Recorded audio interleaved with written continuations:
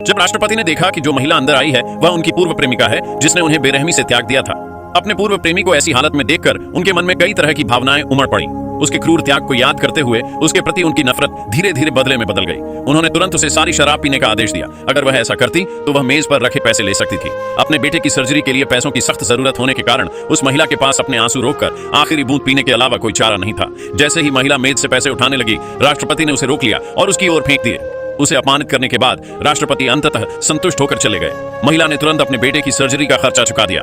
अस्पताल के बिस्तर पर पड़ा छोटा लड़का राष्ट्रपति का जैविक पुत्र था। 6 साल पहले महिला का पारिवारिक व्यवसाय दिवालिया हो गया था और उसके पिता को वित्तीय अपराधों के लिए जेल हो गई थी। परिवार का भारी कर्ज पूरी तरह से महिला पर आ गया था। उस आदमी को फंसाने से बचने के लिए महिला ने अपने चचेरे भाई को बुलाया और प्रेम प्रसंग का नाटक किया। जैसे ही उस आदमी ने दरवाजा खोला, उसे यकीन ही नहीं हुआ कि जिस औरत ने उससे इतना प्यार किया था उसने उसे धोखा दिया है।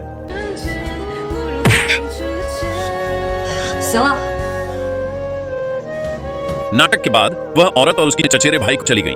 वह आदमी उन्हें जाने नहीं दे सका। उनका लगातार पीछा करता रहा।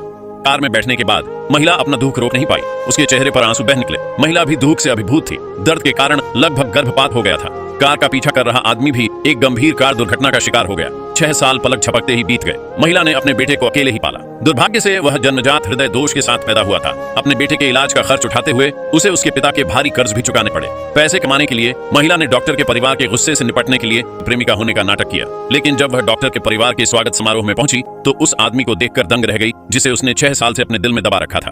अब नफरत के साथ वह व्यवसाय की सीढ़ियां चढ़ रहा था और अरबपति बन रहा था। फिर भी 6 साल बाद महिलाओं के प्रति राष्ट्रपति की नफरत पहले की तरह ही प्रबल है। उसका आत्म परिचय व्यंग्य से भरा था, यहाँ तक कि अपनी जल्द ही शादी करने वाली मंगेतर को भी साथ लेकर आया। महिला का दिल तुरंत घुट गया। उसने अपनी भावनाओं को शांत करने के लिए बाथरूम जाने का बहाना ढूंढा, लेकिन संयोग से किसी और से उसे पता चला कि राष्ट्रपति की कंपनी का नाम उसकी पूर्व प्रेमिका के नाम पर है। इतने समय से रह रही महिला की भावनाएं फिर से जाग उठी। उसने जल्दी से अपने बेटों के विचारों को त्याग दिया। वे अब एक ही दुनिया के नहीं थे, लेकिन जैसे ही वह बाथरूम से बाहर निकली, राष्ट्रपति उसका इंतजार कर रहे थे।